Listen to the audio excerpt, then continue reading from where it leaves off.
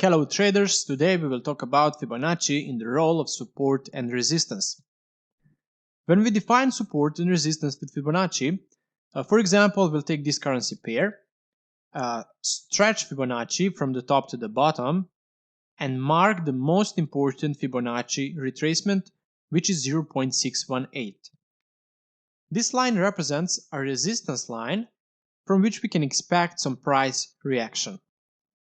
In the case that the price breaches this resistance, as we mentioned in the previous lesson, then the resistance becomes a support from which we expect bounce and growth.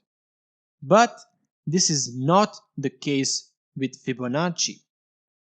After a break of resistance determined by just a level of Fibonacci, it does not become a support, but next level of Fibonacci is taken as a resistance. So forget the breached level of Fibonacci. It no longer exists and we cannot use it for further analysis. We'll open the gold chart and run the Fibonacci from the beginning to the end of this wave. As we see, the first two levels are breached and they are no longer of any use to us, and you can forget them. The next levels are the levels of support from which we expect the price to react and continue to the path of the initial trend. Each level of Fibonacci can be marked as a separate level of support. Support 1, support 2, and support 3. If the entry into the buy trade is made on the first support, a stop loss should be set under the second support. If the entry into the buy trade is made on the second support, stop loss should be set under the third support. If the trade is set at level 78.6, stop loss should be set under the previous bottom.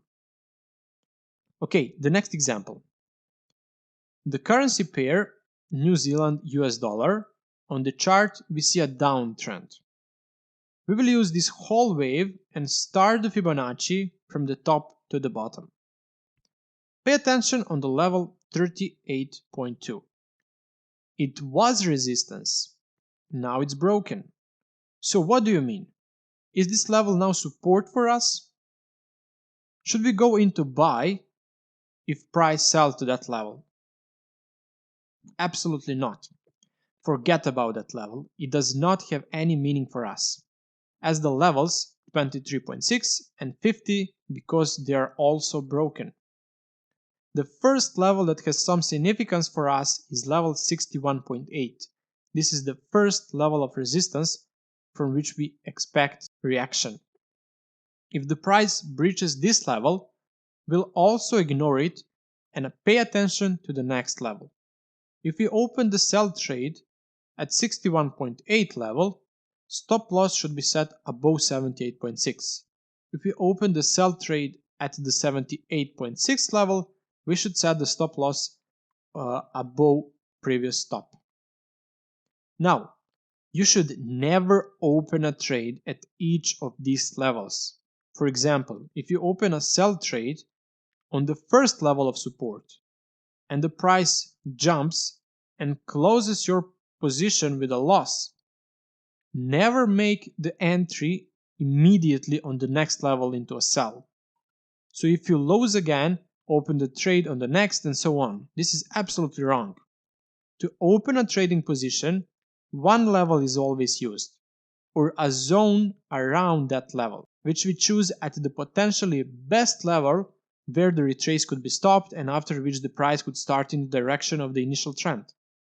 In addition to Fibonacci, to determine that level, other tools of technical analysis, trend lines, channels, technical patterns, support and resistance determined by the previous bottom and tops, Fibonacci clusters, and so on are used. If in one narrow zone there is more than one support or resistance determined by different technical analysis tools, or if several Fibonacci levels coincide in a narrow zone, we receive support or resistance that gives us good chances for successful trade.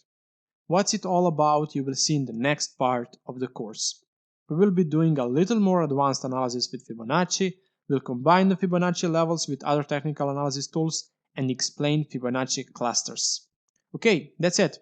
At the end of this part, you have a quiz, try to solve it, and we'll see you in the next part of the course. Bye.